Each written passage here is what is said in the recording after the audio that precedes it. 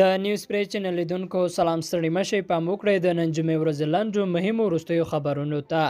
پر کابل پوهنتون د برید پر عامل عادل د اعدام حکم تایید شو.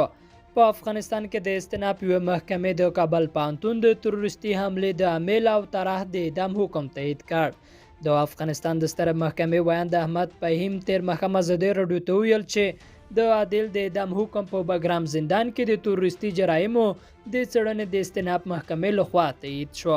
د روان کال په لړم میاشت کې پر کابل پوهنتون خونړي برید چې مسؤلیت یې د ډلې ومانه 22 کسان ووژل او له 40 زیات نور یې ټپیان کړل. د سترې محکمې ویاند احمد فهیم همداراز وایي چې استیناف محکمې د عادل یو بل ملګری عبیدالله هم چې په حماد مشهور و په نورو تروریستي جرمونو کې د لاس لرلو له کبله په اعدام محکوم کړی دی.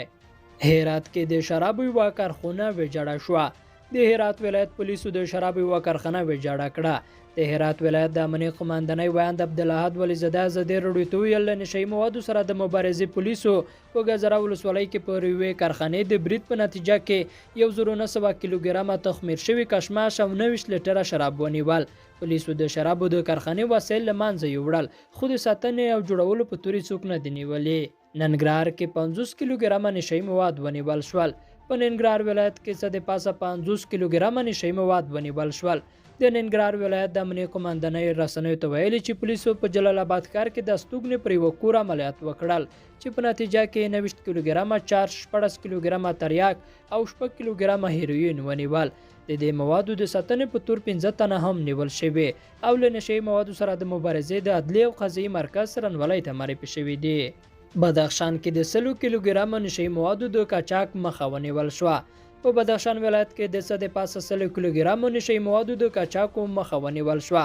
د بدخشان ولایت امنیت قماندان محمد صادق مرادي ازادي راډیو ته وویل پولیسو 140 کیلوګرامه چارج ونیول چې له بهارک ولسوالۍ په یوه بار وړونکي موټر کې د وردوج ولسوالۍ له لارې له هېواده بهر قاچاق کول.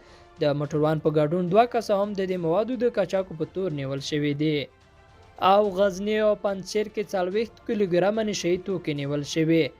په غزنی او پنجشیر ولایتونو کې په 2 جلا جلا پیښو کې څه د پاسه 40 کیلوګرامه نشهیي مواد نیول شوي. درنو لیدونکو دا د نن ورځې لاندې مهم وروستي خبرونه چې مو واورېدل. تر بیا ښې چارې لویه مو مل شه.